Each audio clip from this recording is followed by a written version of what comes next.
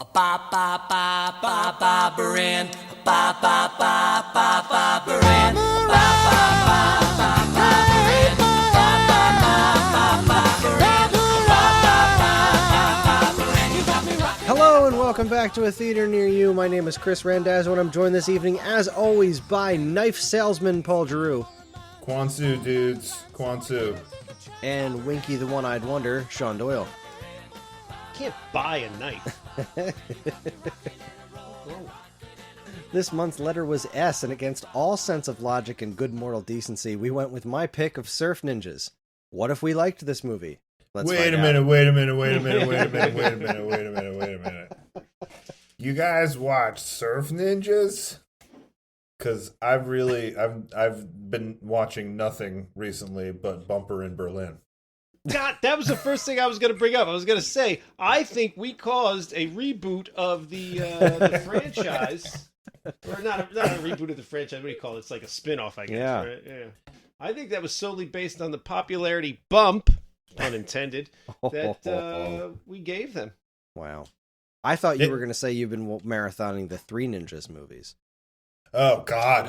The Three Ninjas movies. I sort of remember that. Was Hulk Hogan in those? I think he was in one of them. Was that before or after Suburban Commando? Man, this God, we've been coming back to Hulk Hogan a lot too. Or was there an advertisement for Suburban Commando at the beginning of the VHS of Three Ninjas? That might be it. All right, let's Jonathan see. Taylor Thomas. One of Nope, the he was Ninjas? in Three Ninjas High Noon at Mega Mountain. Hulk Hogan was the villain.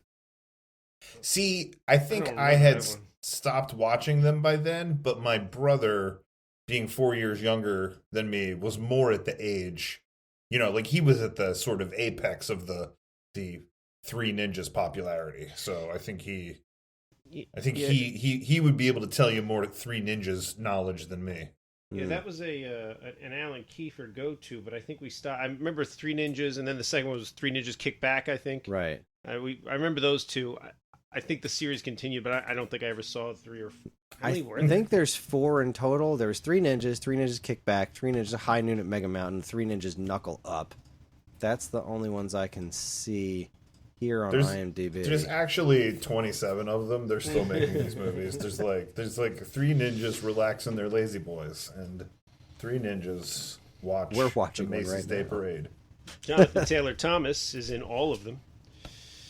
I feel like that might not actually be true. I feel like he must have left at a certain point. No, he's right. he's in Three Ninjas number 27, and number 27 will be Three Ninjas versus Clubber Lang, bringing it back to our podcast is clearly the most important podcast in Hollywood.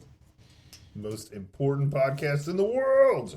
92, 94, 95, and 98. There was also a Three Ninjas Kickback video game. And that's what I didn't do that I meant to do today. Was I meant to pull out my copy of Surf Ninjas for Game Gear and actually play the game. Oh, I didn't even know didn't that was do a it. thing. Oh yeah, they made it. It's the only system that got it for obvious reasons. But yes, Well- there was a Three Ninjas Game Gear game. We're probably getting a little bit ahead of ourselves, but didn't they make the Game Gear game first in order to promote the movie? Goodness, did they? I thought, Chris, this is your podcast, dude. I thought you knew all about this movie. Why are you asking And us video about the games. Game Gear tie-in here? This is some BS. I know you do all the work, but this is some of the work really should have been on you. This Game Gear, not. Hold on. And you know what? I'll say this: is it just that they lacked the ability to digitally show surfboards come out of trees back then? Like, it seemed weird that the whole time he had to use the Game Gear, and then towards the end they were like, you don't need the Game Gear, and then he looks at the trees and he sees the surfboards, right? And then, like, the next scene or 2 scenes later, he's back to using the Game Gear. So it wasn't a growth moment. It wasn't like he's transcended past needing this, this crutch. It felt like they couldn't figure out how to do the graphics for the trees in the video game. So they were like, just have him see it in the woods. It'll be fine.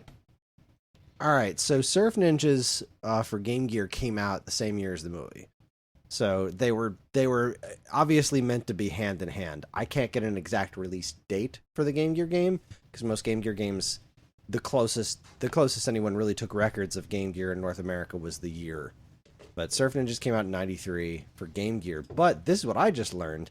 In 1994, there was a Surf Ninjas game for Amiga, Amiga CD32, and MS-DOS.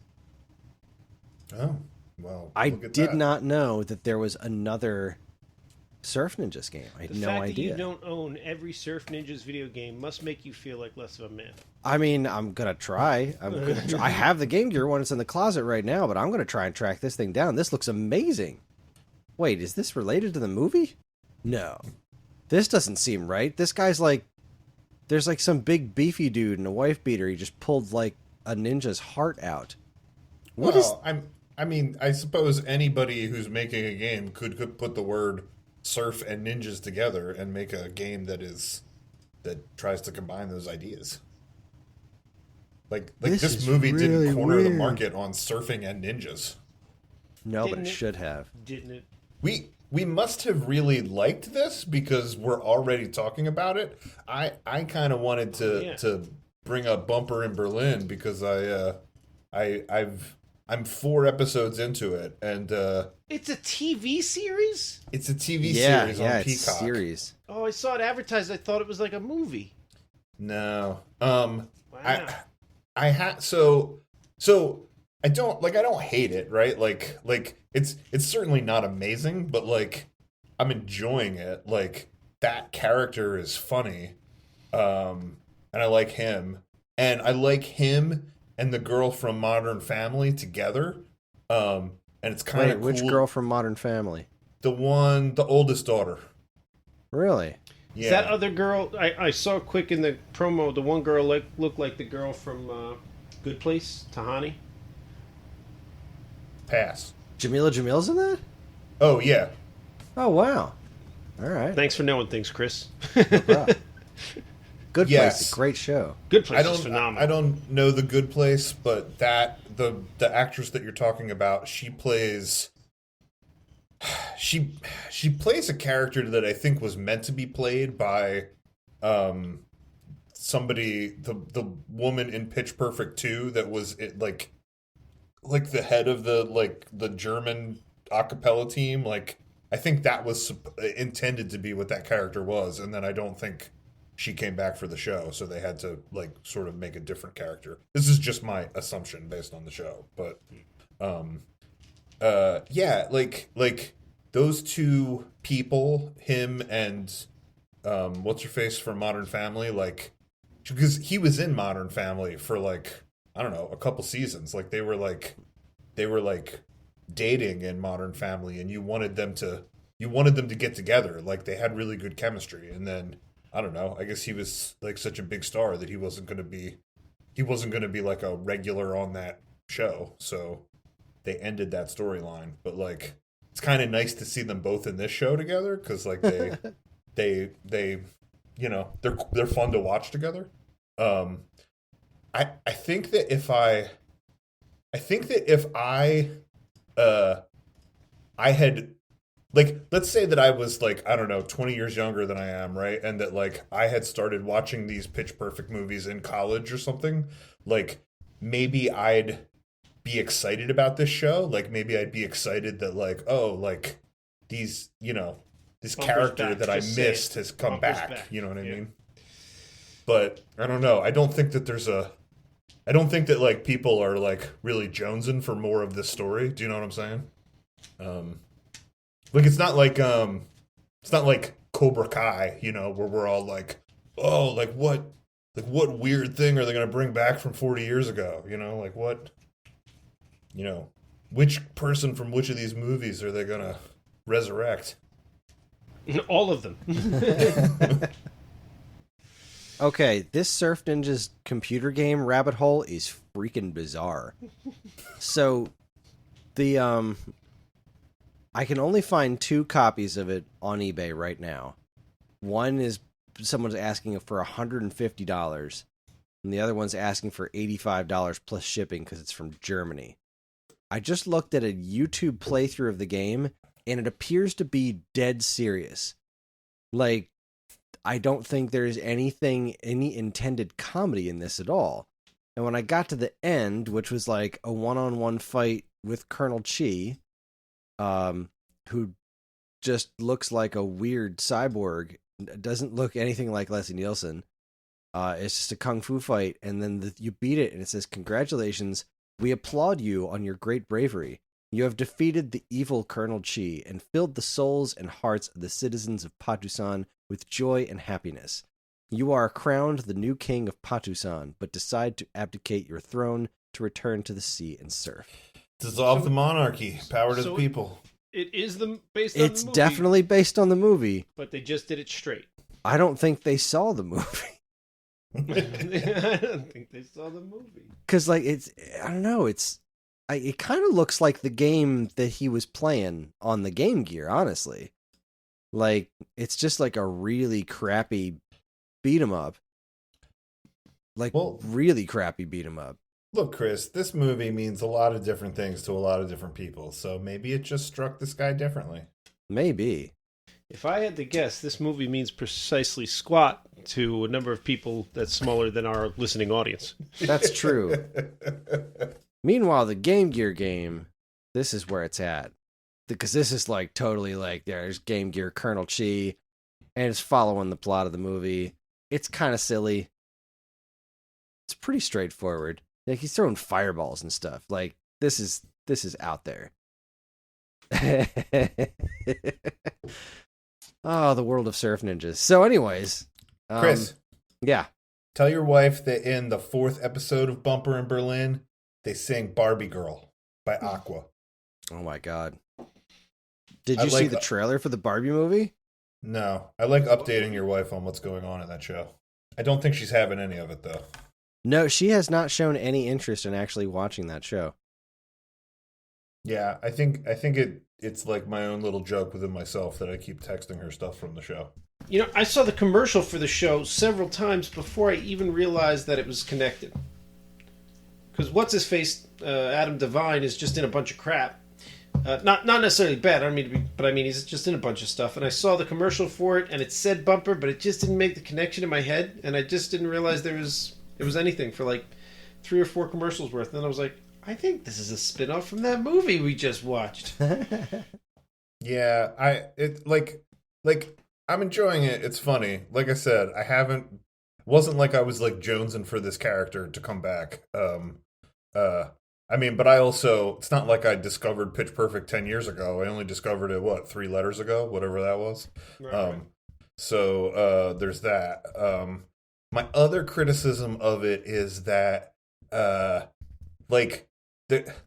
don't think that they harness enough of what was successful about Pitch Perfect, right? Here's an example, right? In the first episode, Bumper is part of the washed up acapella crew that is remember they're at those events, it's Joe Latrulio and Donald Jason Faison. Jones and stuff, Donald Faison. So he rehearses with them, and he can get them free rehearsal space because he's still a security guard at Barden. So that, I thought that was funny that he's still with this washed up a cappella group, but the only one of them that came back was Jason Jones. That would have been the perfect example to have Donald Faison back and Joe Latrulio. You can't get those guys back for one episode of this show, And I don't think Joe Latrulio is asking for too much money. I mean, yeah, he's busy though. I know. I see him in a lot of stuff. He was on the cop one. The Brooklyn Nine-Nine. But that's he's canceled been now. doing commercials. He's on some big commercial right now. But if I don't you know. offered him a paycheck, I'm sure he'd show up and do an episode. Yeah, they should have made a whole episode about those guys. That would have been funny. It's a bunch of comedians, That would have been a funnier show entirely. If it was a show about those 3 guys, you'd better believe I'd be watching that. And then my other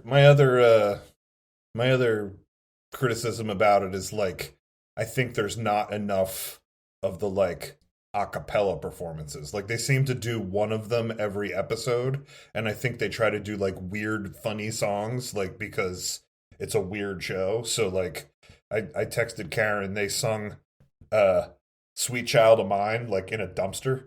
And then they did this Barbie Girl thing, but I think part of what's fun about Pitch Perfect is like you're there to watch, like to a certain extent, you're there to watch the way all these people's voices come together. And like this show is like it's just him singing, like, and the other guy is like the weird backup sounds. Like it's not like you're invested in a group of people's voices. So like that's another thing that I think's weird about it. But I don't know. It's funny. It's kind of funny.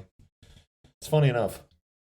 Did I think I ranted at one of you, but not on our podcast about what's her face, right? Yeah. But not on the podcast, right? Oh yeah.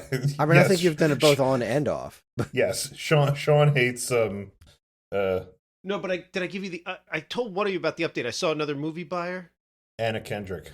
Yeah, I can't remember. Yeah, I can't remember if was on the show or off. But yeah, you definitely told us about that. And don't watch that movie because not only whether you dislike her or not, the movie Drinking Buddies was just terrible. Like so bad, hard to watch. Unlike, that's my segue. Unlike Saturday the 14th, which I sat and watched that dumpster fire, and it was awesome.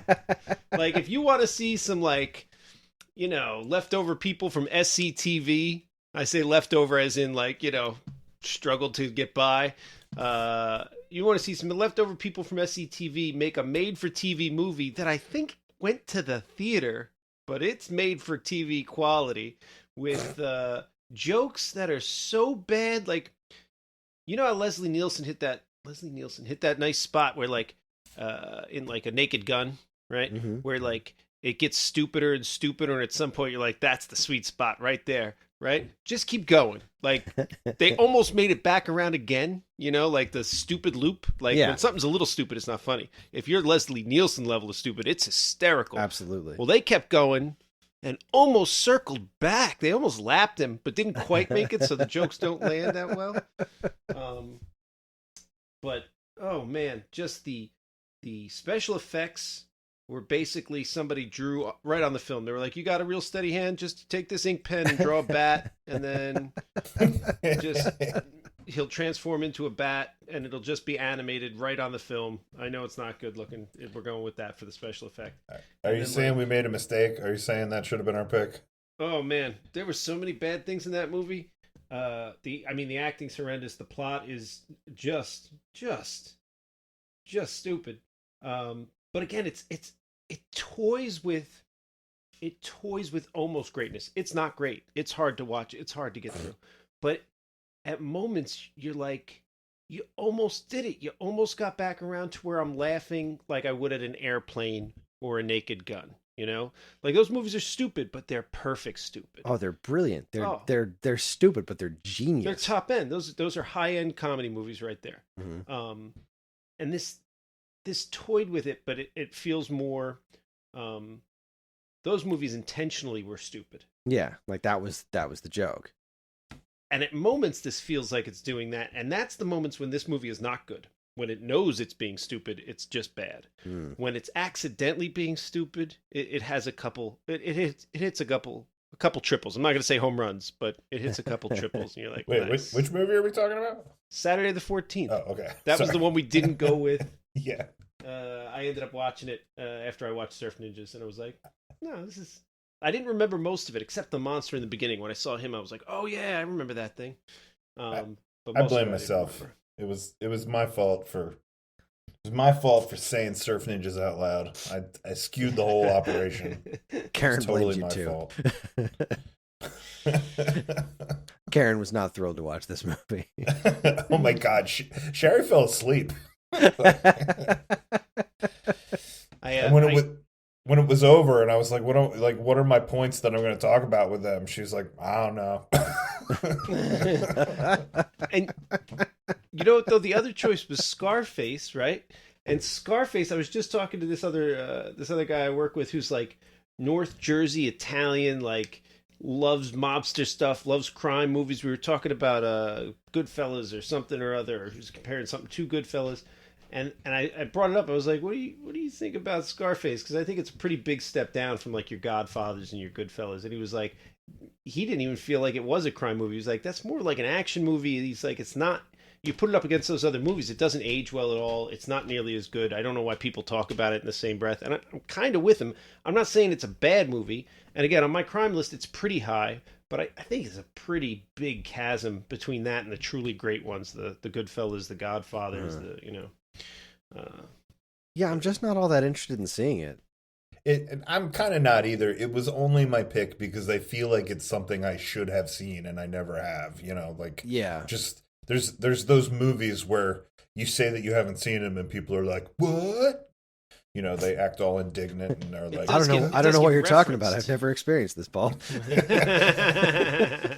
Did I ever tell you guys that that's like that was sort of my relationship with the Harry Potter movies and story? No. I was with you. I didn't see any of them or read any of the books until maybe 4 or 5 years ago, after the last one had already come out. Yeah, and then totally. I sat down and watched them all in one shot. Well, I have such a weird relationship with that story and franchise, right? Because I was I guess watching the movies when they came out. The first two movies are perfectly well made little kid adventure type movies. Like they are perfectly adequate whatever young adult movies.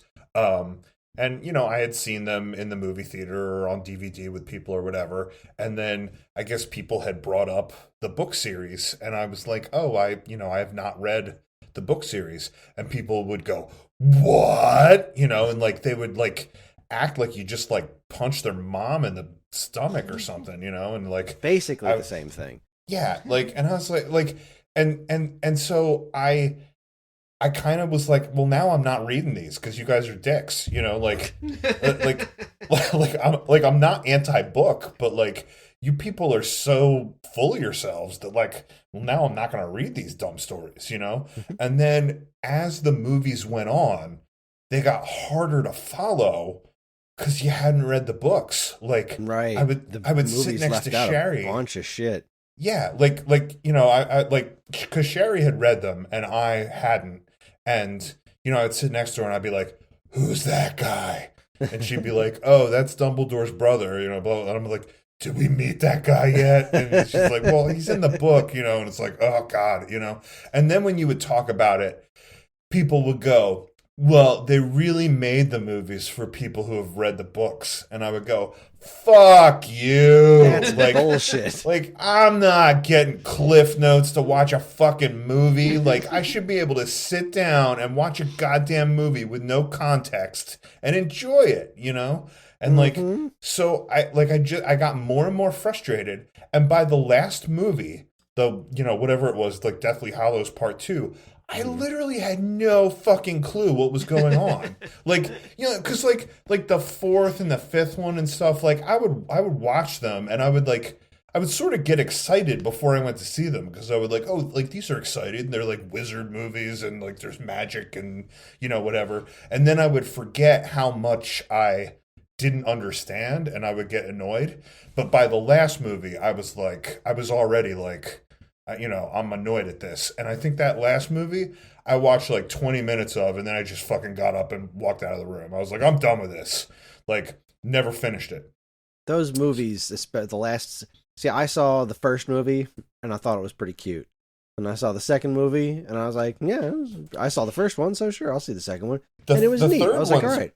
The third one is great. The third one is great. That's what convinced me to read the books. I finished the third one. I was like, all right, I'm going to read these books because I just need to know what happens next. I thought that was brilliant. And then I read all the books, and then all the movies past that, progressively, especially like the fourth one was still pretty fun to watch. That was the Triwizard Cup thing. Yep. But like after that, they just seemed like, all right, these are the scenes from the book we need to film, and we're just going to do that in order. But we're not going to provide any content. We're not like, it just seemed like they were ticking boxes of like, we need to shoot these scenes. These are the story beats that need to go on. We're not going to concern ourselves with making it into a cohesive story or a fun movie to watch. We're just going to film these scenes and tape them together. And I did not care for it. The third movie was the one that felt like most complete and most like a movie to me. You know, it like had a twist to it. There was like really interesting groundwork laid up to that. I do have to say the first two, it's impressive. It's impressive the way that the director gets the flavor of the book and the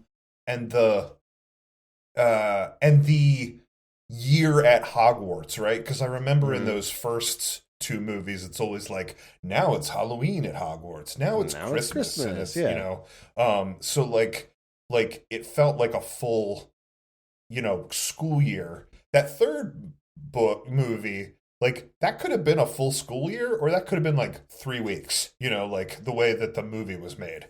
But yeah, that third one was great.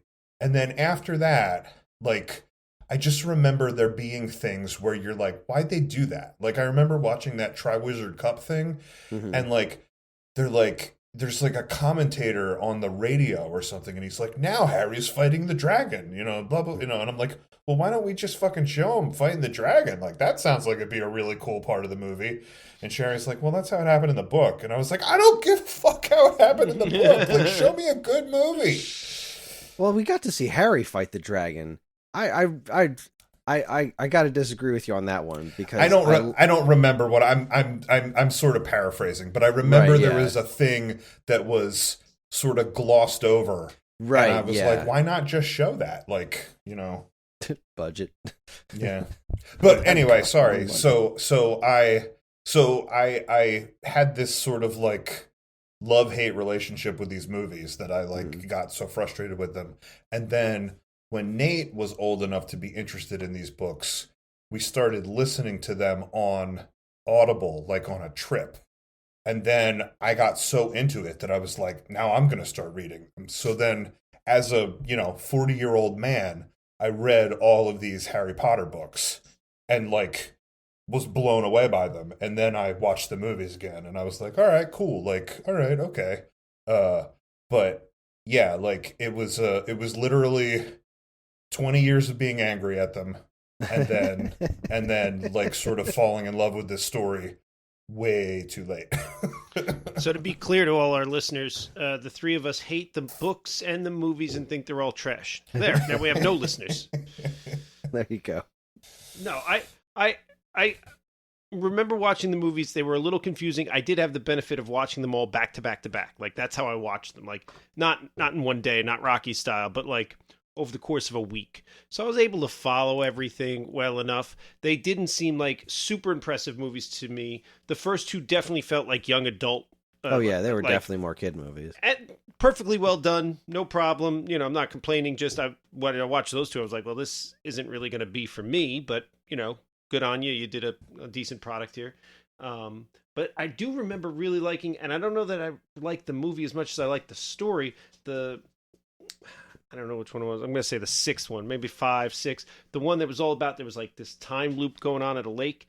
I really enjoyed the story, so I enjoyed the movie, because I didn't read any of them. The time loop thing at the lake was the third one. Was it? Oh, that was great. That was the one I really enjoyed. I don't know which one it was. Yeah, because Hermione had that time turner. Yeah, the time turner. The classes and stuff. Yeah. Oh, that's the one I really enjoyed. And the what's the thing? Patronus. The Patronus thing that protects you. Yeah. Yeah, that one was great. Yeah, solid flick. Oh, like here's another example of a thing where I was like why not just treat it like a movie? Like why do the thing in the book, right? Like I remember, I don't know. It was one of the ones towards the end. Like it must have been like 7 or 8 or something. I think it was like, I think it was like the last movie or the second to last movie or something. But like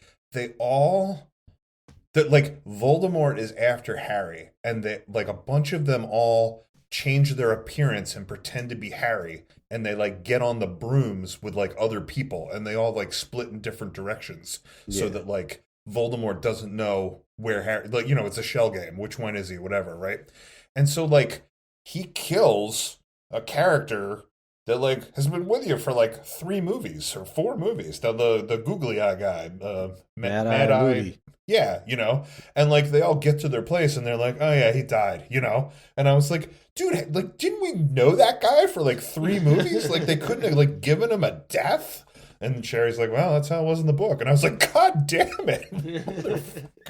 And that was like that was so effective in the book, because in the book it was like they're just dropping like flies. This is what we're about. We're killing everyone. Nobody is safe right now. So whoever you think you're attached to, you'd better be prepared. And they killed a ton of people in that book. They killed one of the twins. Like they were just dropping like flies. And it was so effective in the book because it was like it made it nerve-wracking. It was like in Serenity when Wash dies and then everyone gets like hit with poison darts and everything. Like, oh God, they're killing everyone. Who's gonna live? Like, I don't know. And it's one of those situations where it's like nobody has plot armor anymore. Like we've just raised the stakes, so now you're kind of on edge. But yeah, in the movie, it just seemed like, I mean, we're really sad about the owl, but this guy died too. Hopefully we're not spoiling Harry Potter for anybody out there, but it's also 2022, so it's been around. Yeah, get over it. Surf people. Ninjas. Hopefully, we're not spoiling Surf Ninjas for anybody. That's a good point. Yeah, I think Surf Ninjas already spoiled Surf Ninjas for a lot of people. There's no spoiling that movie. It's too good. Well, I guess we should probably talk about Surf Ninjas, but I know Paul has some addresses to make here. Oh, I do.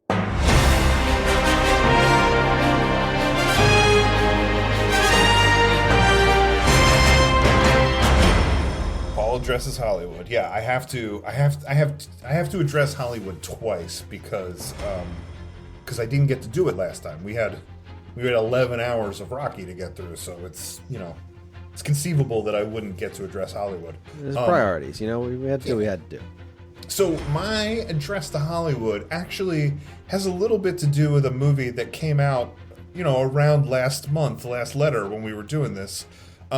You guys have seen this movie and I haven't. How was the Weird Al movie? Oh, wonderful. Oh, it was amazing. It's everything it should have been. I'm trying to watch it and I can't get it anywhere. Like it's not. I think it's only on the Roku channel. It's only on Roku and I don't have that.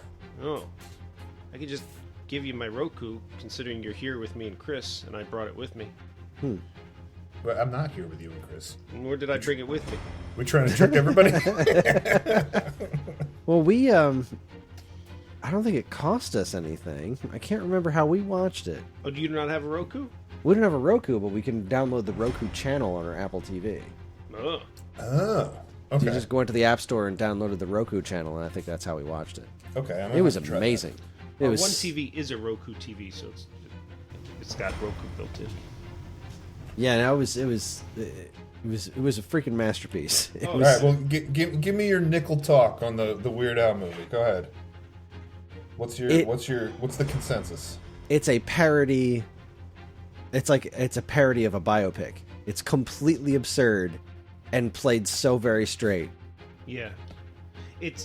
Did you see the Funny or Die?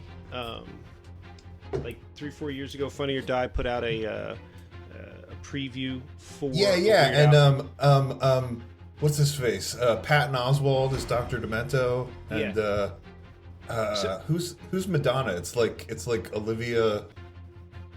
I don't remember. Yeah, I don't remember who played what in the preview, but they literally just made that movie. Like 100% that could have been the preview for this movie. So what you got there in a 3-minute segment from Funny or Die, which was very funny, you get an hour and a half of that. You know what was weird? They didn't use Patton Oswalt as Dr. Demento. They used Dwight, whatever Dwight's name is. Yeah, Rainn Wilson. Right. But Patton Oswalt was in this briefly. And it's like, why didn't you just... I'm not that Rainn Wilson didn't do a great job. He did. He did a fine job. But it just seemed weird. It's like you already cast Patton Oswalt as this character, and now you asked him to come back and play somebody else. If I'm not mistaken, I think he had a real brief part, like in... Yeah, it sounds familiar. I'm pretty sure he was in there. Yeah, I can't remember what he was doing, but he was there in was it briefly. a lot happening in that movie, and it's all genius. Yeah. And, like, it goes way too far, as it should. There's... as far as like where the plot goes and the rest of his life, it goes just way too far. Yeah, like 2/3 through the movie, I'm gonna say, you're like, all right, I get it. You're taking all the parts of his life and you're parrying him, and fine, I get it, right? And just about the moment where you're like, all right, we get the joke, we're there. They just like, no, you don't get the joke, because here we go, and they amp it up a notch, and they just like, no, I don't care if you get the joke. We're going places. we're going places. We're gonna take this to a whole nother ridiculous level. You're like, what is happening? This is it gets. You're just like, what? It's not even a parody of a movie about his life anymore. You're just like, where are we? This is nothing. How did we get How here? did we get here? And I am so curious if Madonna has seen this movie. And if she has, what does she think of it? Because Madonna's a big part of this she's movie. Probably the second biggest character. I mean, maybe Dr. Demento, but Yeah.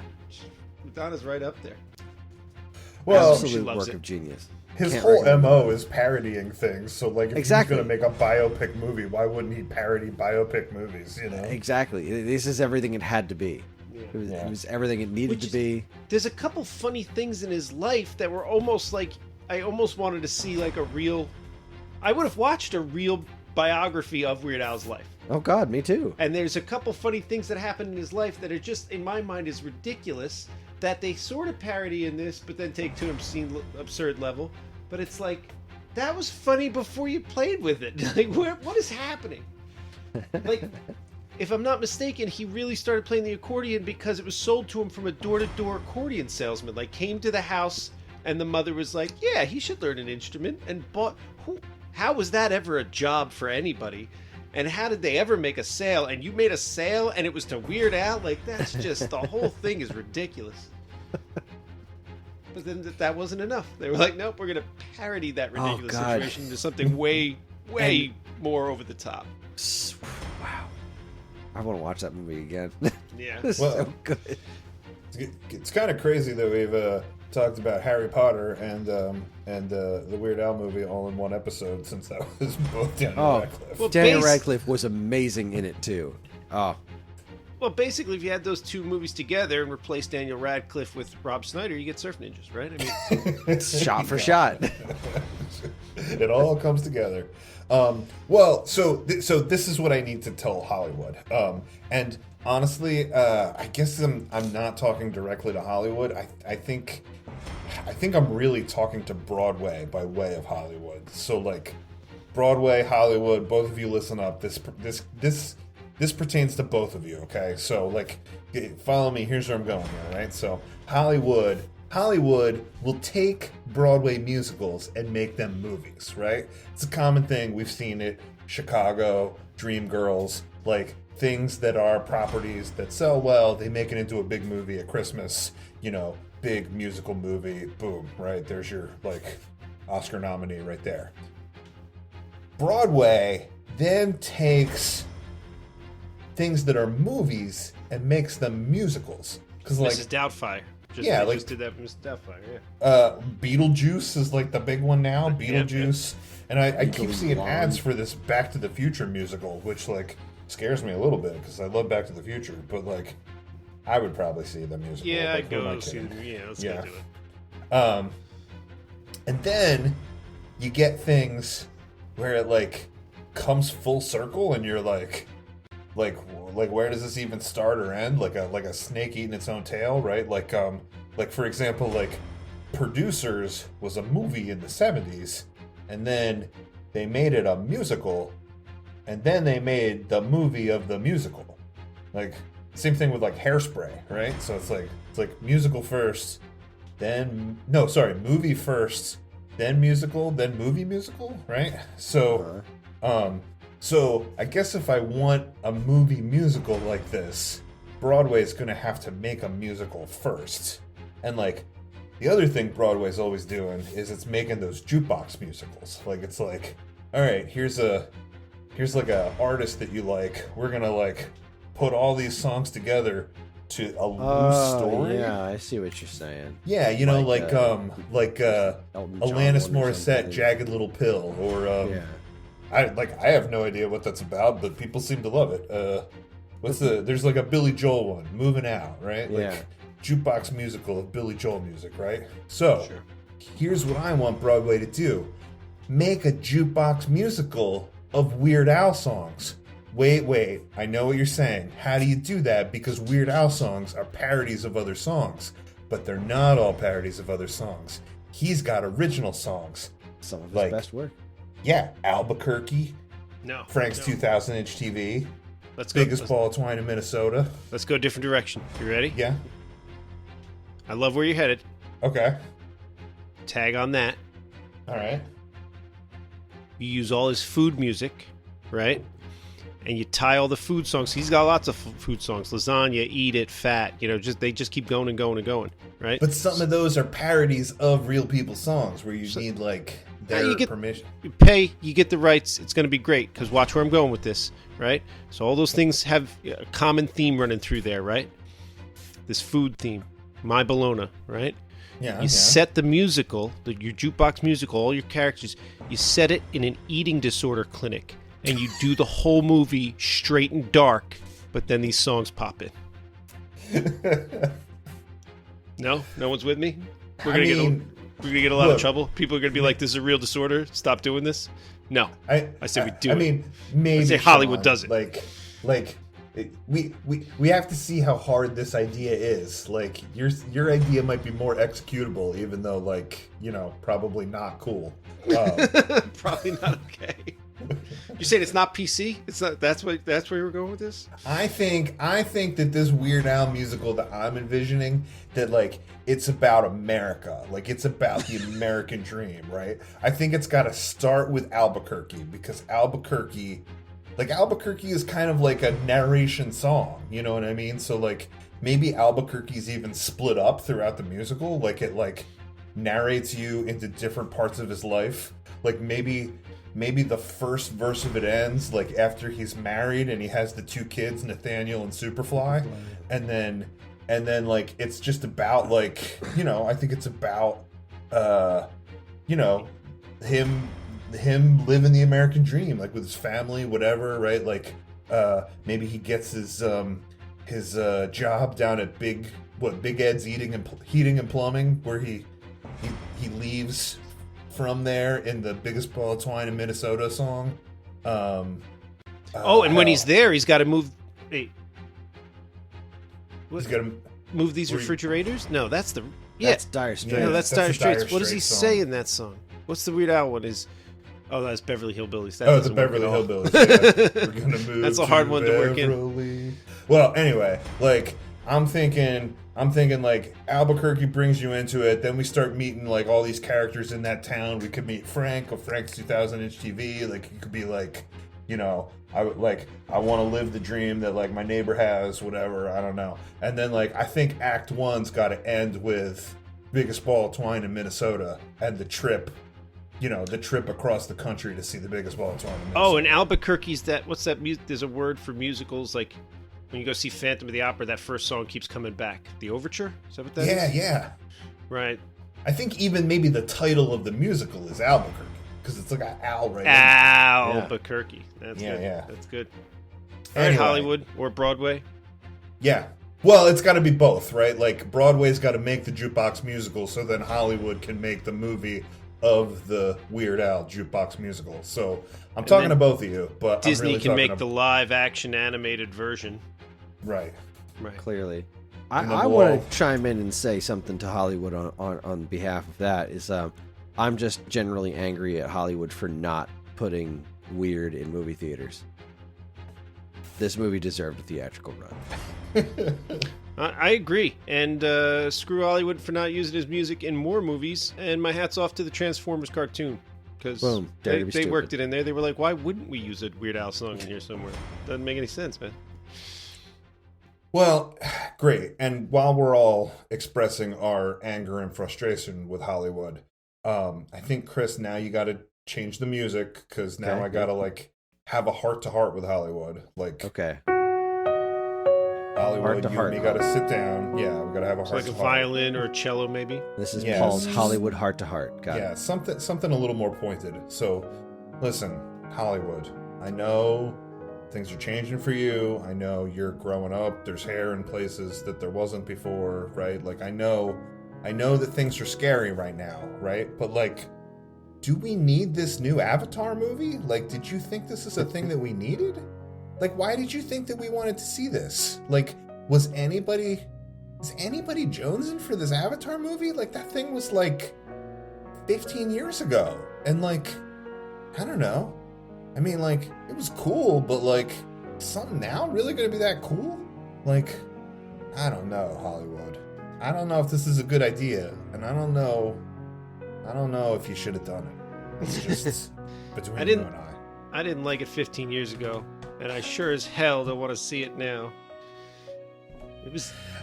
I don't understand why everyone loved that movie.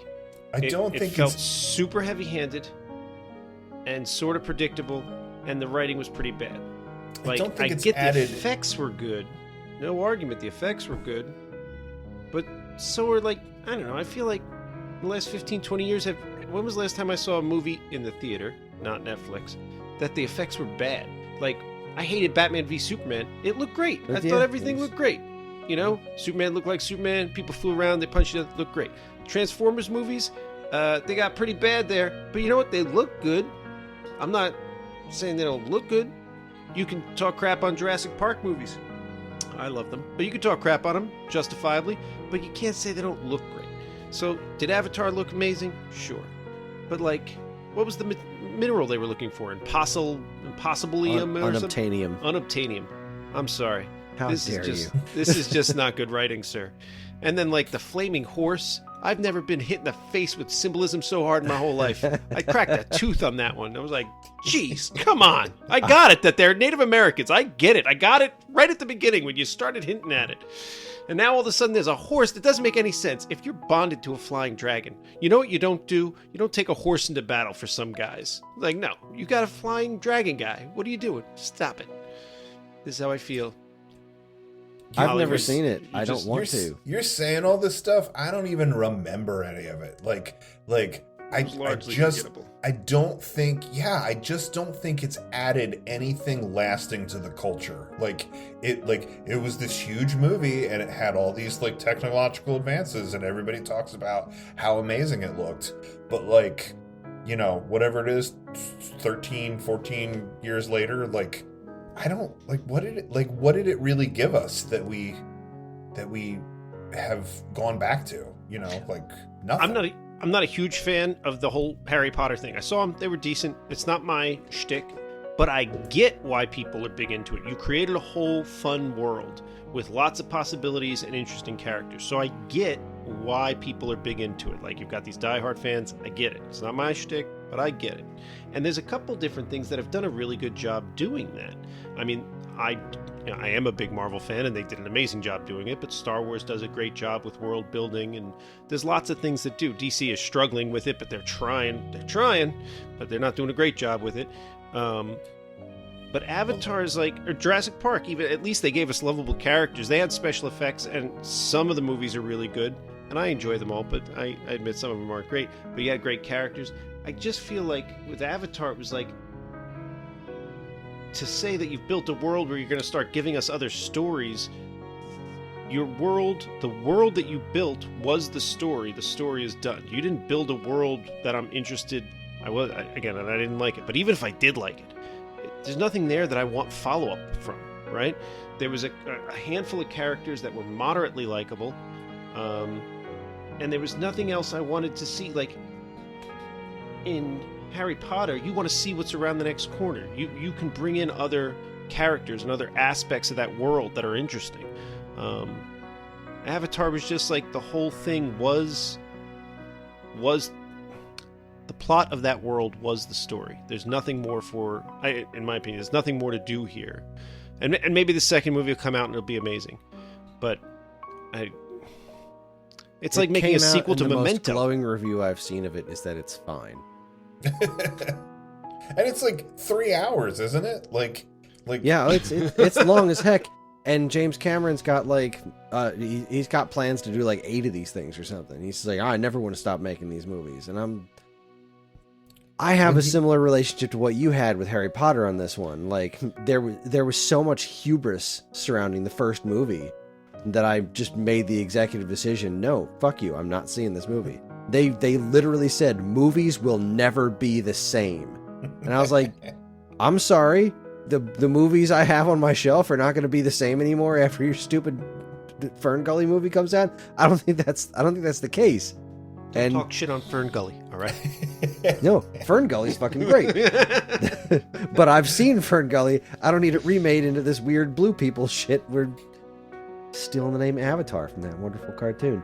Yeah, you know what? Here's my note to Hollywood. If Disney's gonna keep making old cartoons into live action movies unnecessarily, how about give me a reboot of Fern Gully? Was that Disney? I don't even know. Maybe No, that wasn't Disney. Oh, well, that's why they didn't But do Disney better get their shit together with Gargoyles. How the fuck is that not around right now? That show is amazing. Avatar new 3, Gargoyles. The Last Fern Gully. I It's don't gonna be know. a straight up crossover with Fern Gully. Third movie. It's gonna be amazing. it. I'd go see it. Yeah, if they just announced that the third Avatar movie is a shot for shot remake of Fern Gully, I would see it. Agreed. All right, well, that's all I have to say to Hollywood.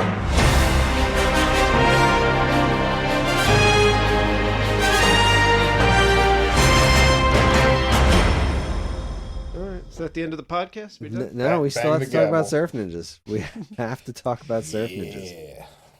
There are things to discuss here. So, let's get down to the brass tacks here. Surf Ninjas was released on August 20th, 1993, and was distributed by New Line Cinema. It was directed by Neil Israel and written by him and Dan Gordon.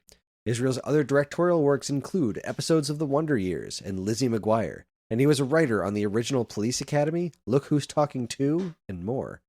Dan Gordon's other writing credits include Rambo Last Blood, 1994's Wyatt Earp, and episodes of Highlander the series. The movie stars an absolute all-star cast, including Ernie Race Jr., Rob Schneider, Nicholas Cowan, Tone Loc, John Carlin, Ernie Race Sr., and Leslie Nielsen. It tells the story of a pair of kids and their pet Rob Schneider who find out they're princes of Patusan. One finds out he's a warrior, one can see the future with his game gear, and Rob Schneider is there too. I watched this in my house with Greg and Karen through nefarious means, though I do own it on DVD, so I don't feel bad about it. I just didn't feel like going and getting the DVD. I had a glass of chocolate milk. Greg, I think, was drinking hot chocolate. And I can't believe Karen sat through the whole thing. Yeah, so I watched this alone. Surprise, surprise. And Alone in the dark with the door locked. tears of shame. I ate a big old bag of Taco Bell because, you know, tacos, surf, Bell, Right, yeah, Ninja. that's- okay. Why not? I don't know. And drank heavily because surf ninjas. I watched this on DVD, the DVD that I own. I watched it on DVD the way that God intended you to do it. Walked over to my shelf, put the DVD in the player. It then asked me if I would like to watch it in full screen or widescreen, and I chose widescreen. And Don't want to miss any of the shots. don't want to miss a thing. And while I was watching it, we ate brownies. We made some brownies and we ate them, and they were delicious. Oh, wait, I missed it. I should have said I watched it on YouTube because it's just free on YouTube because nobody's defending the rights of this movie. Is that Of course so? it is. Yeah, it's just on YouTube. Like, just go ahead. Oh. Just That's amazing. So happy. That's good news for the world. This should not be hidden from anyone. Well, so I loved this movie when I was younger. It's not a good movie, but it has a series. It has like 4 or 5 genuinely hilarious moments in it. And I think that's the thing that really keeps it alive for me. There are moments of this movie that I still quote all the time. Either the glass is half full or we're dead. Like I say that all the time because it's a great line. It's so stupid. It's the second stupidest movie I've ever seen. The only thing I've ever seen that's dumber than this is Kung Pao Enter the Fist, which is without a doubt the stupidest movie I've ever seen. But that intended to be stupid. it did, and I so don't did know this. Yeah, maybe, So yeah, there was certainly times when I think this movie didn't quite know the direction that it was going. I I do think that this movie intended to be stupid, though. I mean, you cast Leslie Nielsen as your villain, like Right, and that's the thing I keep going back to. Like one of the notes that I had is that in the beginning when they're doing the kung fu, when they're or when there are fight scenes, the fight scenes are really campy, right? The kid is in school, like trying to trick everybody about where Spain is on the map, and there's like a ninja outside the window, and like nobody sees this other ninja come up and sort of like poorly like knock him off the building. Like there's all this like really campy stuff that skateboard. Yeah, like if it was in any other movie, you'd go like, oh my God, this is garbage. But I think that because, they set it up as this sort of campy thing with Leslie Nielsen as the villain, like you accept that it's going to be silly. And honestly, I think they probably paid Leslie Nielsen for like 2 days of shooting. I think he probably did it as a favor to somebody, and I bet you he made up half of his lines. Like the stuff with the answering machine, like it goes a long way, but it's so stupid, and like it gets even stupider when you think about it, because you're like, he's got a friggin' like cordless phone. Like, why does he keep going up these stairs to this phone? But like, it was probably just like Leslie Nielsen thought that this was hilarious, and like they were like, all right, dude, run with it, And it was, the answer machine bit was funny. It was. I feel like they actually needed to hit it one more time. I felt like it was climbing. They didn't quite pay it off. But that was the thing. Like Raul Julia in Street Fighter, Leslie Nielsen showed up for this movie. Like, he didn't phone this shit in. He Leslie Nielsen'd it up, and it was great. He was amazing as Colonel Chi. Wait, before we get too far from what Paul just said, the fight scenes in the beginning, there's something about the way the guys were moving. It felt to me like I was watching Power Rangers. Just something about the way the fights were choreographed, and even when like the bad guys hop out of the truck, like in the beginning, I don't know why they were driving around a dump truck with guys in the back. Truck full of ninjas. Right. Okay. Sure. So the guys, the way they hop out and just move their body, it felt like, I meant to look it up, but I didn't. I feel like the people who worked on this worked on Mighty Morphin Power Rangers. Just the movement and the maybe the way it was filmed, or the sound effects that were added in as a guy like jump out of the truck and lean back awkwardly as he's pulling the lever. It's 100% designed to be camp, and like they really hit you over the head with it right in the beginning of the movie with the stupid moto surf thing. Right. It's like, they're doing this dumbass moto surf thing, and then they immediately just point out the complete absurdity of it, where the cop pulls over the other guy. He's like, I swear we weren't moto surfing. And the guy pulls out a paddle, and it looks like a TV PSA commercial or something for doing drugs with this fucking paddle, because it's like, that's the joke. It's like, oh, okay, so this is what kind of movie this is. It's completely absurd. Nothing is to be taken serious. It's so stupid, the moto surf. I mean, like, it's the dumbest shit ever. Yeah, and to be fair, I guess, I don't want to say that it was a time when people thought that was cool, because I guess Teen Wolf was easily 10 years prior to this. Yeah. No, that's not true. Probably, 5 or 6 years prior to this? Was this 93? This was 93, so that's close to 10 years. Teen Wolf had to be like 85. That was an early Michael Jackson movie. Michael J. Fox movie. Michael J. Fox. That would have been a way different movie. Yeah, I don't know, but 85. Yeah, like whatever you want to say about the moto surf, like whether people really thought that was cool in like Southern California, it's like, would you have an oar in your car? Like, what? And they're like, so when the cop pulls them over and the oar is freaking contraband, like it's hilarious. It's completely insane. I love it. Sorry, I feel like I started a thread and then I never finished it.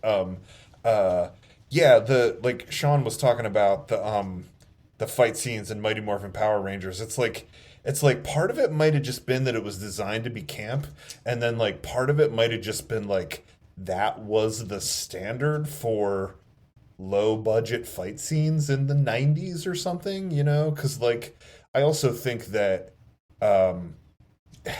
there have been advances in like fight scenes and editing in movies so that like nowadays, whether you have a big budget or a low budget thing, there are tactics for making your fight look cooler. You know, like I think some of those like Jason Bourne movies sort of like changed the game on that. But anyway, that's neither here nor there.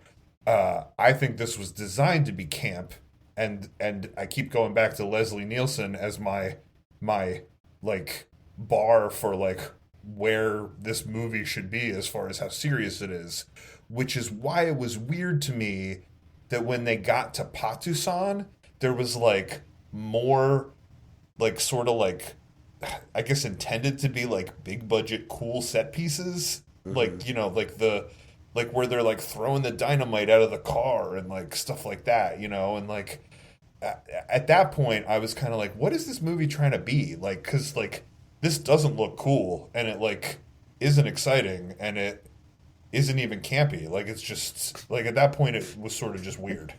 Yeah, so There's dynamite in here, so throw it at him. You're supposed to light it first. So when Rob Schneider stops in that scene and looks at the camera and spoon feeds you the joke he just made, that also made me feel like the movie didn't know where it was going, because it was like, it was a pretty easy joke. It was about the guy's eye patch. I don't remember what it was now, but whatever it was pretty obvious. He was like, "Oh, did you try the patch?" Which was a stupid, campy joke. And then they stopped and tried to ring it home by him breaking the fourth wall for the first time in the whole movie. Yeah, that's a big thumbs down. It made it feel like they really, at that point, I don't know if they filmed this in chronological order, but it certainly felt like at that point they didn't know what they were trying to do. It was like, where are you going with this? Who is this aimed at? Because we all got the joke.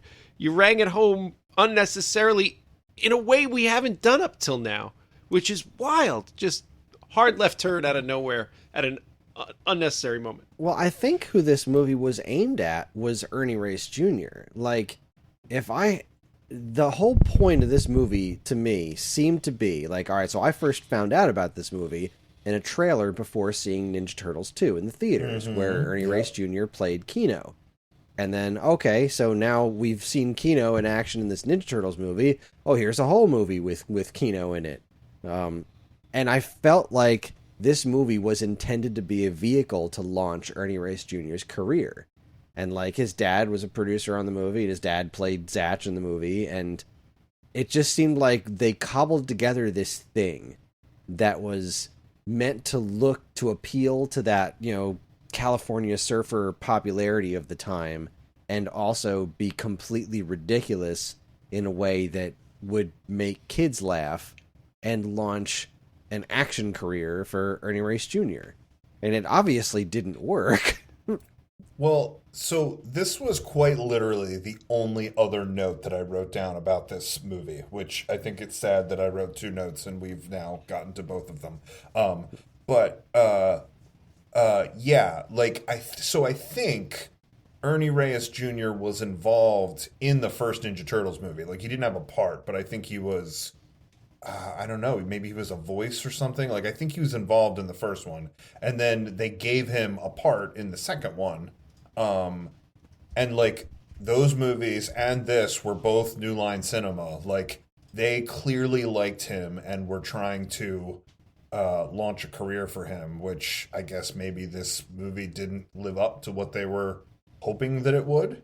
But it sort of makes me wonder how much creative input he had, because like, yeah, his dad is a part in this movie. His dad, from what I know, was a stuntman, like was a martial arts stuntman. Yeah, he'd done a couple of kung fu movies. He did stunts for like Street Fighter and Red Sonja. So I think this was like really his first acting role, because he had done stunts and a lot of other things and not actually had lines or anything. And you know, like there was some stuff about it where I said to myself, like, what was this movie, you know, as little as there is to be mined from this movie that isn't comedy, like part of me was like, was this an attempt to try to infuse some you know, like Asian or Pacific Islander sort of like culture and faces in this martial arts boom of the like late 80s and early 90s that was all the shit that we were just talking about, the Three Ninjas and whatever, where it's like a bunch of white kids all doing karate. Or, you know, I mean, Karate Kid, I mean, I love it to death, but like it's still a karate movie about a white kid, you know? Yeah. Fighting another white kid. And don't forget about Kung Fu. Mm-hmm. Oh, David Carradine. Well, yeah, and then the TV series was big in the 90s, and who played his son in that? I'm pretty sure he was a white guy. He might have had a little bit of Asian ancestry, but I think he was a white guy, if I remember correctly. But Kung Fu, the legend continues. The reason I wrote down, like, did, you know, Ernie Reyes Jr. and Ernie Reyes Sr. have some sort of creative input in this was I kind of keep thinking about the scene in the high school where the Bob Aram of whatever that like he's like some sort of like leader or holy man of some Asian country, and that the principal is like, first of all, why would this guy be at a random high school in California? Like, it makes no sense, you know, like we didn't have like community leaders or like spiritual leaders from other countries come to our high school. Like we had a dude that was like, don't play on the train tracks, like look at the absence of my leg, you know what I mean? Like that was the kind of people that visited your high school, you know? So like, first of all, I'm like, why is this dude at the high school? But then the principal is like, you're Asian of some sort, you're gonna do a highly authentic dance performance for this Asian holy man, you know? And like, I mean, it's funny that he sings this Beach Boys song, but like part of me is like, was this Asian people going like, oh yeah, of course white people would do this to us. Like, of course somebody would go, oh, you're Asian, like do this for this thing. Or was this just like somebody thought it was funny to have this Bob Aran character, and then he sings Barbara Ann, you know, like I literally can't figure out what the catalyst for this was. Yeah, that my only thought was that it was it was New Line trying to launch Ernie Reyes Jr.'s career, because he is fun to watch. Like, I thought he was super cool as Kino, and like as a martial artist, he's fun to watch. His fight scenes in this movie are pretty cool. He does a lot of the same moves that he did in Turtles too, but you know, he's got a good presence when it comes to doing on-screen action. But well, and he actually knows like kung fu, exactly, you know? He actually knows martial arts. So, well, I had a bunch of notes. Let's see. The first one was the fashion in this movie is nuts. The fashion in this movie. When Kino in the beginning, Kino, when Ernie Reyes' character in the beginning of the movie is wearing those giant fucking overalls that are like, they're like capri overalls, like they don't come all the way down to his ankles, but they're past his knees. And the shirts, Rob Schneider's hair. Oh, the fact that Rob Schneider was playing a high school kid, we haven't touched on that. He was like 30 when this came out. Rob Schneider was 30 years old when this movie came out. And they were just like, F it, let's just go with it. I mean, Kino was a little bit old.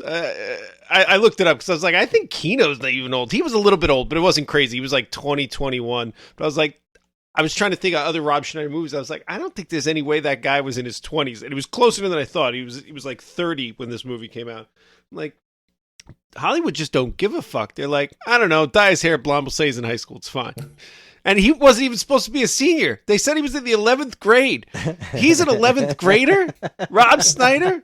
This is a messed up A messed up world they've crafted here. I don't Oh, know. man. I ate up Rob Schneider in this movie. Like, It's the best thing I've ever seen him in. We made the joke about the knife thing at the beginning. I mean, that whole bit about the knife. I mean, Tone Loc lends a hand, but God, they nailed it on that one. I was like, this is actually Rob Schneider being very funny right here. This is good stuff.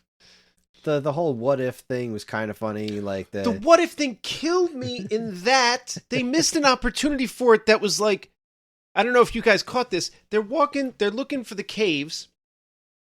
Excuse me. And Rob Schneider says something about, what if I'm the one to find it? Mhm. And then like it goes into the whole thing with the kid with the video game, Mhm. finding a monkey or whatever he does, right? And then he pushes the button near the monkey's tail or whatever. And Kino falls through the thing. Why the hell wouldn't they have Rob Schneider fall through the thing and reinforce his what if thing yet again? Yeah. Because they already reinforced it 2 or 3 times. It's like they set it up and then we're like, never mind. Let's have Kino find it. And there was no comic value or plot progression to having Kino be the one who falls into the hole. Because then Right, they all you're just right. walk in afterwards. Because his line, "Hey, I found Waldo." It's pretty funny, but anybody could have said that. Yeah, Right. totally. Right, and it wasn't even that great a joke. It was an all right joke. But yeah, anybody could have said it. Why didn't Rob Schneider be the one to fall in the hole? Yeah. What are you doing? What are you doing? Yeah, missed opportunity. You know what? I'm starting to think this movie is far from perfect. But yeah, Rob Schneider in this is genuinely hilarious, like a lot of the time. The Gumbian law thing. Technically, I'll be your Gumbian law. That line cracks me up. I mean, it's so stupid, but I always chuckle at the fact that the beginning of the movie where they all go surfing and they run out into the waves and he's like, "Oh guys, I gotta wax my board." And then you look at his surfboard and it's caked with wax. Yeah, jokes everywhere. Like it's disgusting looking. And then he sits there the whole time they're surfing, probably what constitutes like an hour and a half, 2 hours, and just rubs wax on his board. And then he's like, "Oh, I'm ready to go in." And they're like, "We're leaving." Like, you know, I mean, I know that was more in the writing than you know, Rob Schneider, you know, cracking wise, but it brings a smile to my face because it's so stupid. Like, it's so stupid. The bit with him as the Scottishman was pretty good too. If you're a Rob Schneider fan, you had to like that part. Now, don't make me come out there and beat you with the leg of mine that no longer works, because I'll do it. Right? Yeah. That character that he was playing in the movie, the old Scottish man, was probably closer to his age than the high school student that he was supposed to be playing. Oh, he said, "After all, I'm 37, so yeah." Oh yeah, way closer. Way closer. Yeah. Wow.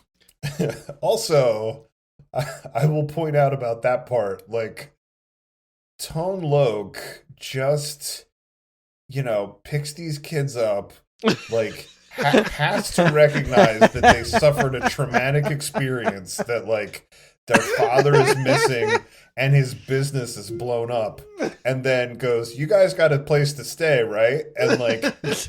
And Rob Schneider does that shtick where he's like, you know, "Don't make me beat you with this leg of mine that no longer works."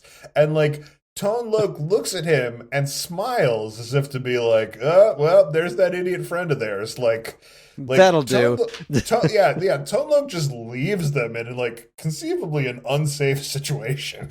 He left a cop His car advice- outside. His advice to the kids was, "Your dad probably just got scared of some people trying to kill him and ran off. He's probably chilling somewhere."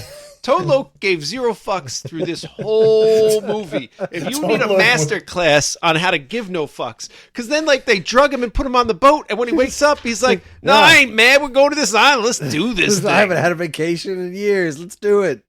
Tone Loc was not a good cop. Like, No, not at all. no. But possibly the world's best role model. Because you know what? I got a lot of stress in my life. And you know who doesn't? Tone Loc. Tone Loc had no stress in this movie. He was just like, dead guy, blown up building, unattended kids, drugged on a boat. You know, we're doing this. Well, and again, another line that just struck me as hilarious and like always sticks with me. And I'm not quite sure what it does for the plot, like other than like maybe just establish that like Tone Loc's cool and ready for anything and just like down to clown is like they I guess like kind of kidnap him, right? They like stick him, they like lock him up on the boat, and then he like gets out of his handcuffs, and they're like, "How did you do that?" And he's like, "With the key." And they're like, "Where'd you have the key?" And he's like, "I swallowed it." And they're like, "How did you know you were going to need it?" I swallowed it on Tuesday. I swallowed it last Tuesday. I swallow it every Tuesday.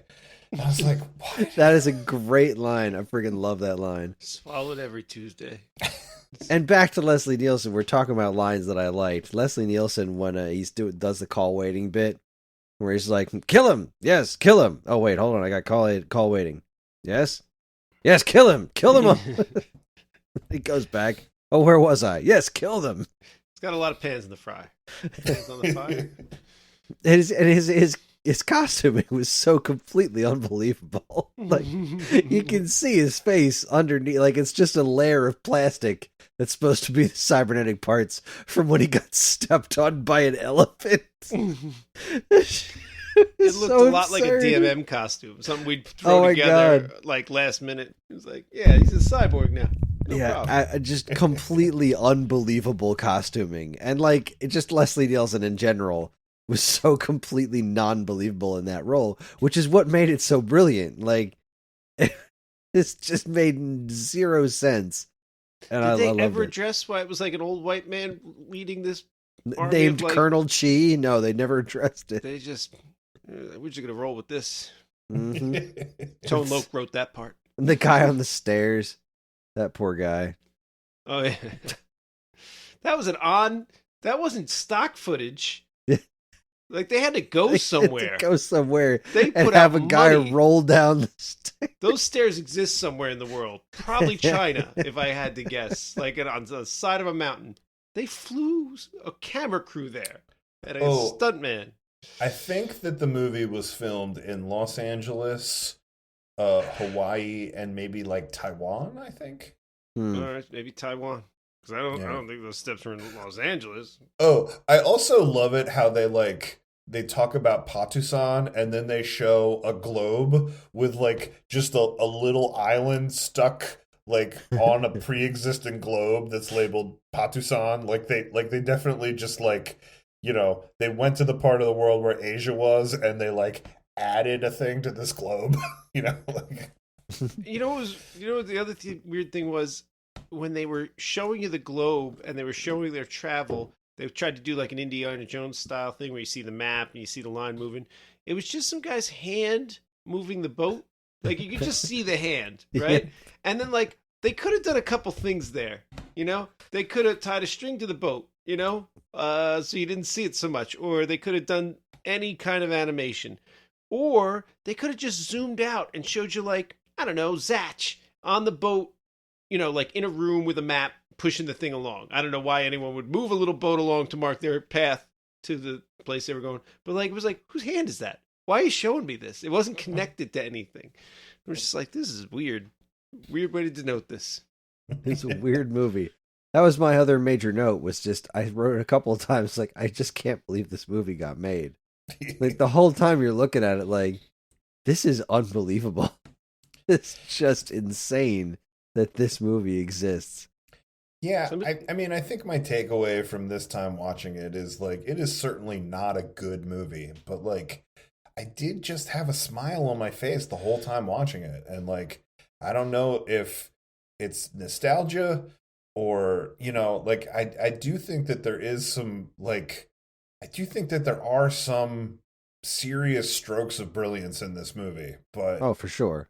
But like putting that all together doesn't make a brilliant movie. Like, it kind of makes a weird, disjointed movie. But it doesn't change the fact that I think I'm always going to have a soft spot for it. Same here. And like, I also wrote the note and I have to think about it, but I feel like this is technically the first good video game movie besides Tron.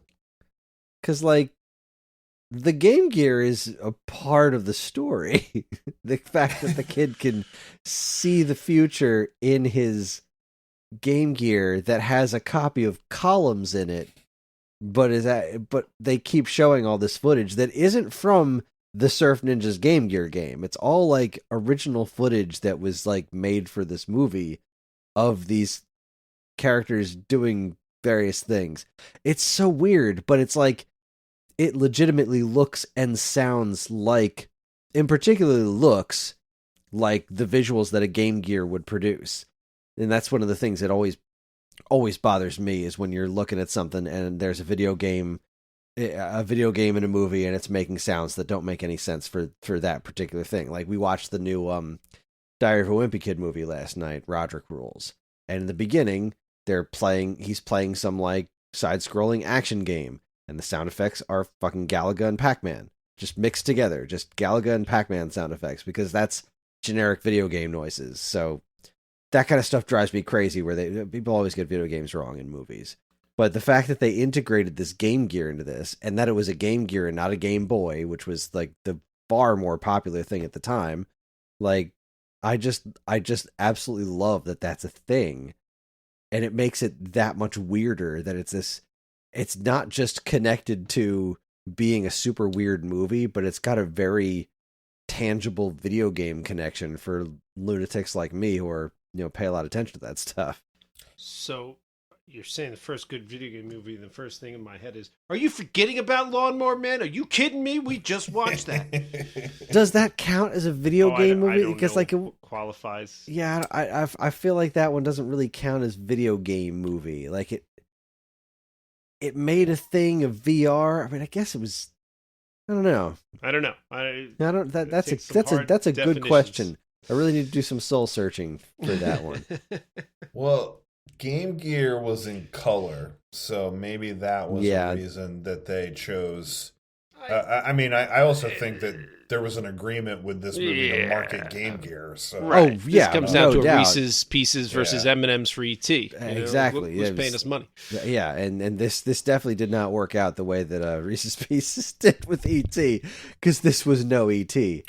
But also, let me tell you the thing that was not realistic about this, right? Like, if they are in Southern California and they collectively agree, like, oh, we're gonna have to travel to this island of Patusan and have this adventure and save our father and save the island and whatever, right? And like, hey, what was the younger brother's name? Adam, I think. Well, whatever. Adam sounds right. Adam. Like, all right, hey Adam, like in this journey you're gonna have to be the seer and like see into the future and stuff like that, and it seems like you're doing it with your Game Gear. That dude needed to pack about 500 batteries. Yeah. Why didn't we see him pull a suitcase out just filled with AA's? Because that thing sucked batteries like oh my god, out of style. Yeah, Game Gear had a terrible battery life. You're like, oh, you played one level? Get ready to find 4 more AA's. Yep. Yeah, that was. I mean, that's.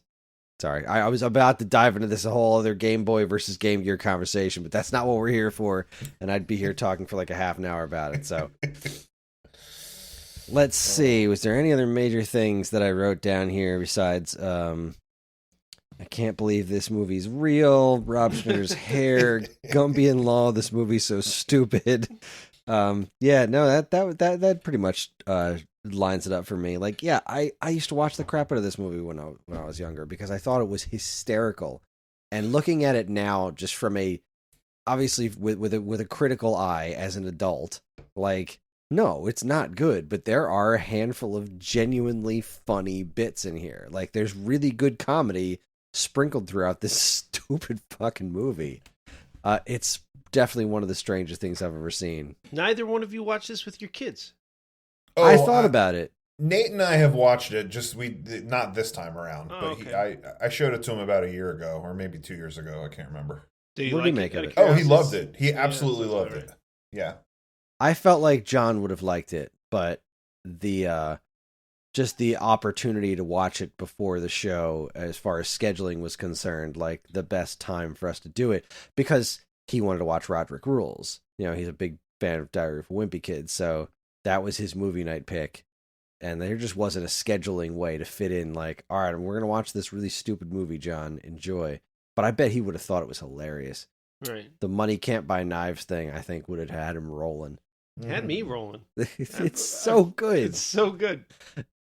I'd cut him, but I don't have a knife. Well, I mean, I'm tapped. I'm good. I guess one more thing I'll say about it, and it's weird. This isn't something I wrote down, but I guess it struck me when we were talking about it. I guess a lot of what I tried to look for in it, other than the stupid humor, was I don't know. I guess like the places where they got it right. I know I mentioned the thing with the Baba Ram and the like why did they ask this one Asian kid to do this presentation honoring this guy, that like why was he even there, right? But like, I do kind of love it that like he kind of is like, no, like I'm just a slacker American like the rest of you. Like I'm gonna pull this out of nowhere. I'm gonna do this. We're gonna sing the Beach Boys, But like I kind of thought the same thing about the love interest girl, because like they sort of had this like weird thing, right, where they're like, oh, you have this arranged marriage and like she's going to be your wife and your parents decided on it long ago, and that like he does that sort of like they do the close up of his face where he's like, ooh, like like everybody's kind of objectifying her, and I kind of was like, oh, like this is a little weird, and like she just goes along with it. But then they have that scene where she's like, no, I'm not going to marry you because I'm going to do my own thing, and it's like I'm not going to just do what my parents want me to do. I'm my own woman, and then he's like, well, we can still date, right? And she's like, oh, like, yeah, sure, yeah, because like they're totally into each other by that point. But like when that scene happened, Karen actually turned and said, that was surprisingly feminist of this movie. Yeah, like I don't know, it kind of like made them both really relatable. Like it made them both feel like really relatable kids instead of like whatever weird,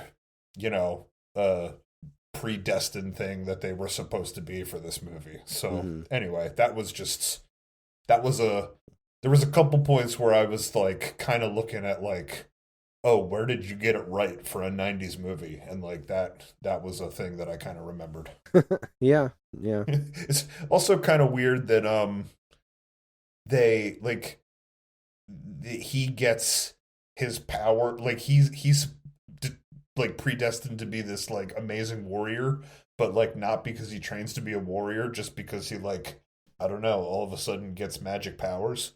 But I guess you kind of forgive it because he's a dude that actually knows martial arts anyway. So look, if you listen to this podcast and you didn't already watch the movie, what the hell are you doing? Right? I mean, if you're playing along this long, you should have watched this and then listened to us talk about it. But it's not a good movie. It's stupid. It doesn't hit those high notes like Airplane or Naked Gun managed to do, like perfecting the balance. But oddly, I'm still going to say go ahead and watch it. Especially it's free on YouTube. Go give it a watch.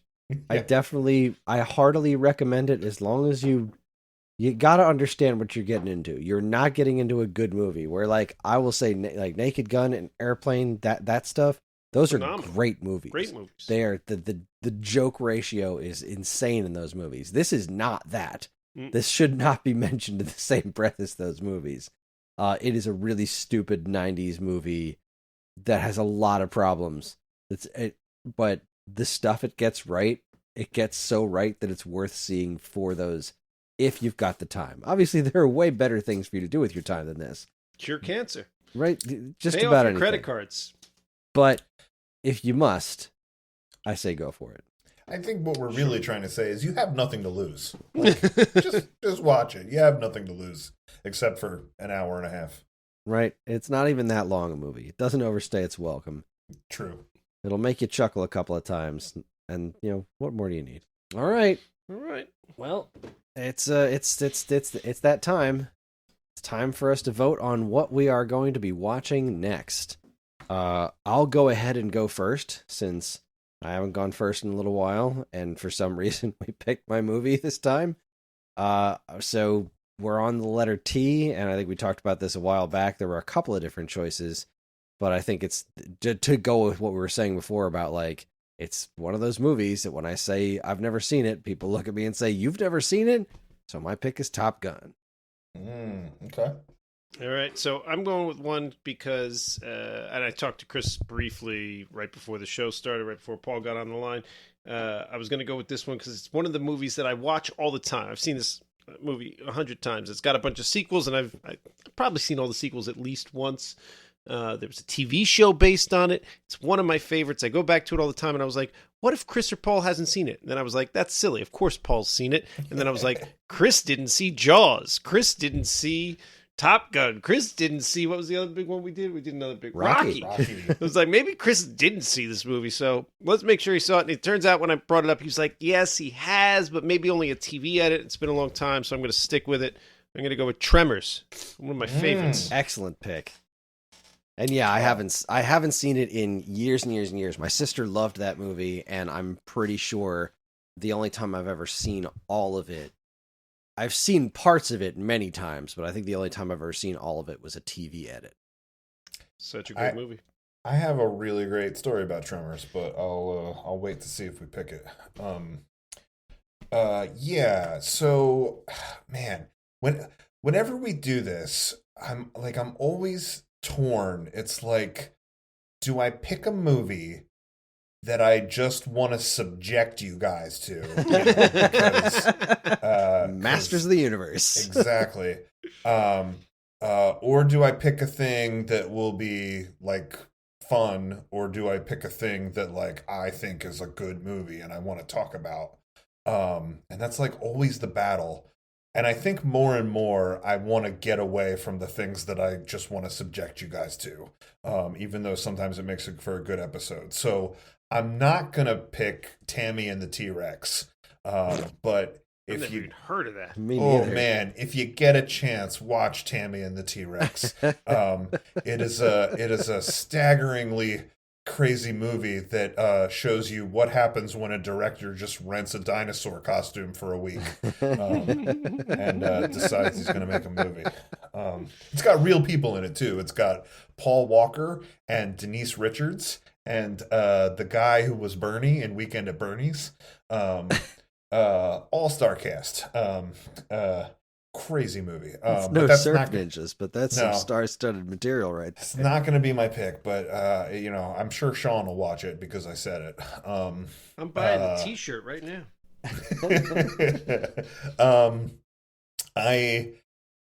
So then I was down to two movies, and I was like, I knew what I wanted to commit to, but then I was like, oh, do I go with the thing that was fun? And I kind of almost did, since last week.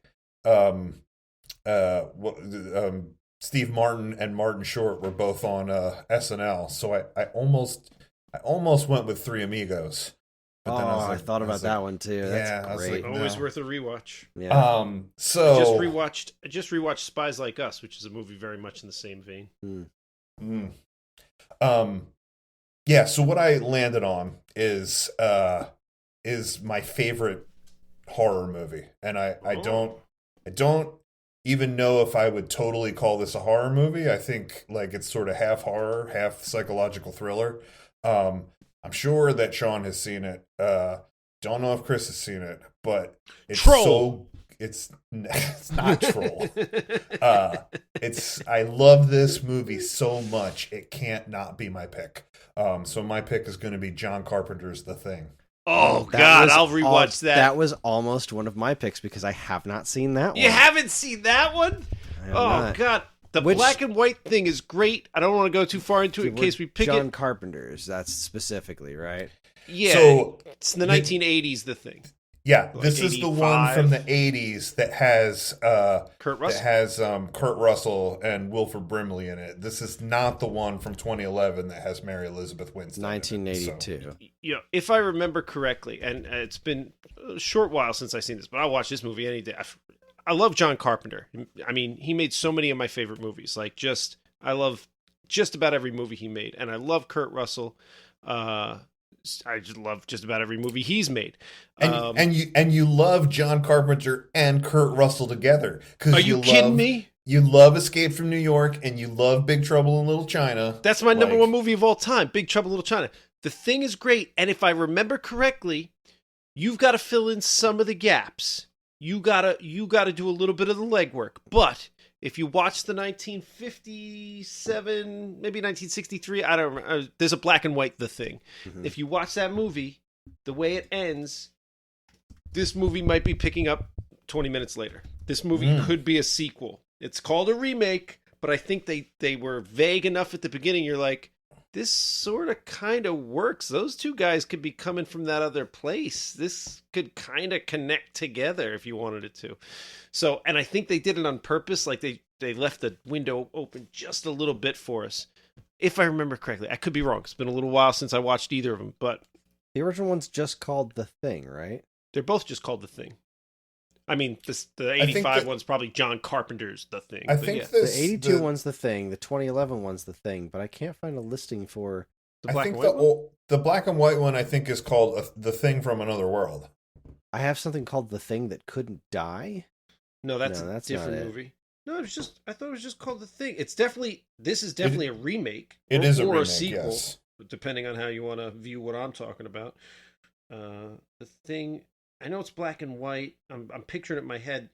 Their costumes scream late 50s to me, but The Thing from Another World, 1951. Kenneth Tobey, Margaret Sheridan. is everybody wearing ice suits? A scientist and American Air Force officials fend off a bloodthirsty alien organism while at a remote Arctic outpost. Yep, that's it. The Thing from Another World. Okay. All right. Shows you what I know. Yeah, 1951. Huh. I was thinking late 50s. Yeah, that's it. Yeah. Yeah, me, Greg, and Karen were looking at T movies, and this is another one that came up that I put on my notes. So it's like that's high up on my list too. But that one I don't get as much shit for not having seen than Top Gun for some reason. And the other one that almost made my cut was another one that I didn't see was This Is Spinal Tap. I've never seen that before. Oh, I considered that. That's a funny movie right there. The letter T is like freaking stacked. There's just a lot of great stuff because I really like my gut instinct of like, what do I want is like Tropic Thunder. And I've been itching to watch Tron Legacy again because I fucking loved it when it first came out. I love the original Tron. I'd like to see if I still feel the same way about that newer Tron that they made. Or Teenage Mutant Ninja Turtles, my favorite movie of all time. Or Teenage Mutant Ninja Turtles 2. And we could revisit seeing Kino. And Right? we could do the Vanilla Ice Ninja rap. Yeah, we Go could. Ninja. Go Ninja. I've never Go Ninja, seen the fucking what's his name, the newer Ninja Turtles movies where they look like fucking horror monsters. go. Oh, me neither. And I heard the second one is fairly decent. That's what I heard too, but then I feel I got to watch the first one, which I heard was really bad. Exactly. I don't want to watch it. So, Yeah. but anyway, yeah, I went with Top I Gun. think the This Ninja is a Turtles- hard pick, though. The Ninja Turtles should be Jim Henson creation, people in suits. They should not be 100%. CGI monsters. They nailed it so hard in that first movie. Like, just not only is the movie great, but the costuming, like, that was it. You nailed it. Why would you do anything different than that? Yeah, I mean, there are a handful of like obviously, I would love to see them do another take like that of Ninja Turtles of doing them with costumes because like you can look at that movie and say like this is the pinnacle of what they could do at that time with like animatronics and stuff.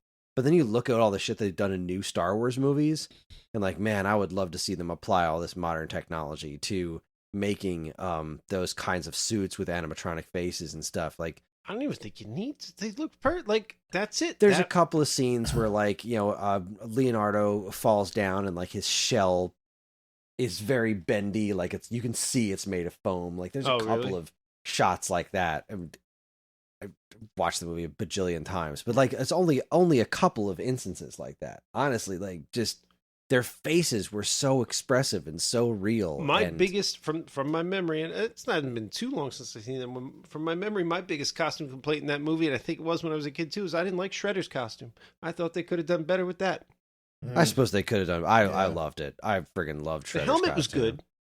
It was his costume. Yeah, When they were fighting, I was like, wasn't much, but like it was so spot on to his original comic look. Like, I love the movie. Love the movie. Yeah, love it.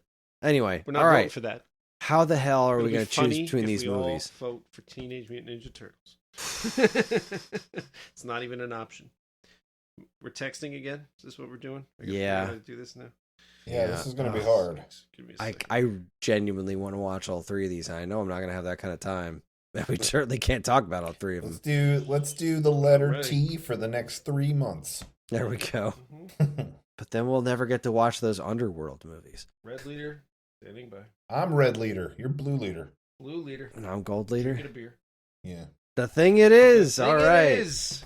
Honestly, there were no losers here. No. I would have been perfectly happy with any of those choices. But yeah, Honestly, I think Top Gun, while you should eventually see it, and it's a decent movie, it's not nearly as good as those other two movies, in my opinion. I didn't Agreed. imagine it would be. I'm I not think talking it's- crap on Top Gun. It's a fine movie. I'm but- talking more culture. It's Yeah. a cultural touchstone kind of a Sure. thing. These other two movies, like I've seen what I've seen of Tremors, and what I remember really liking it.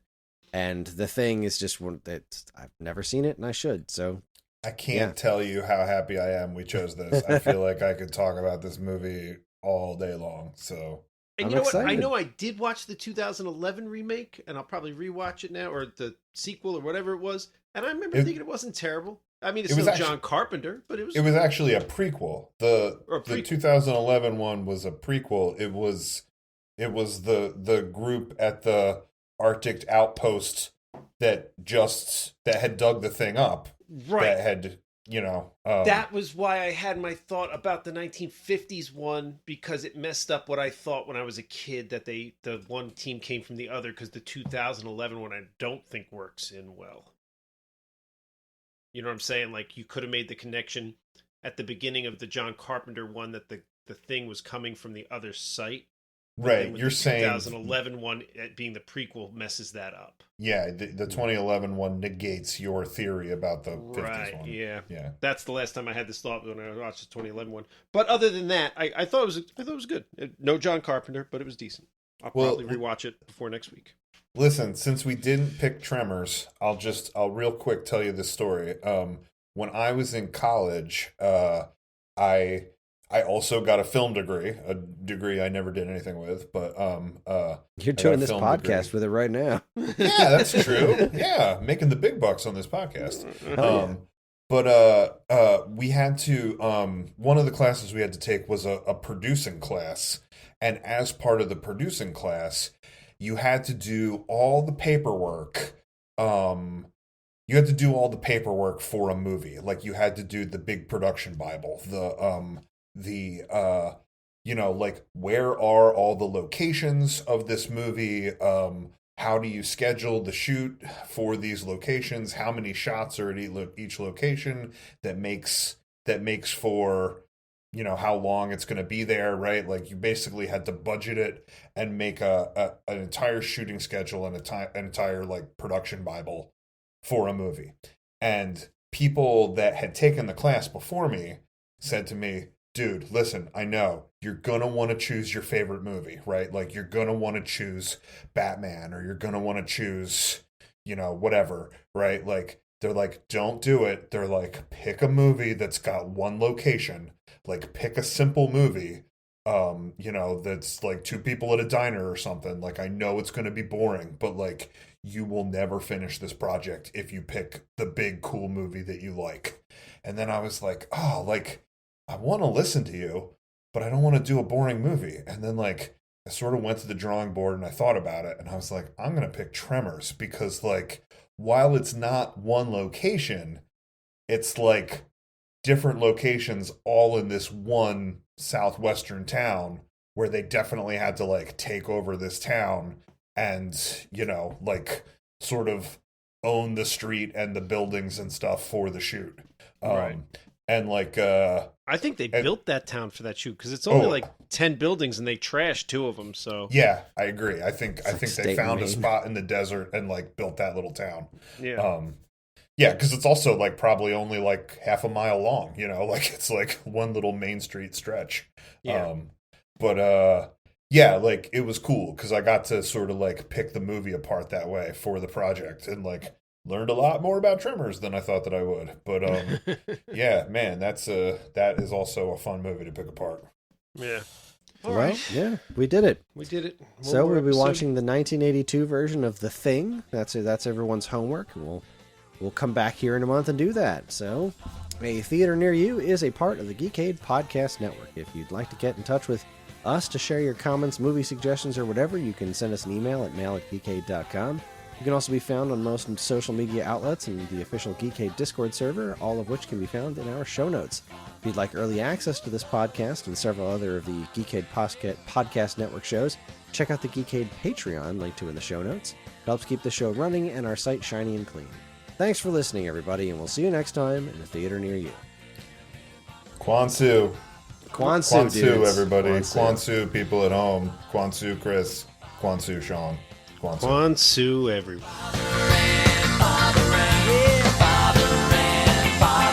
You got me rocking and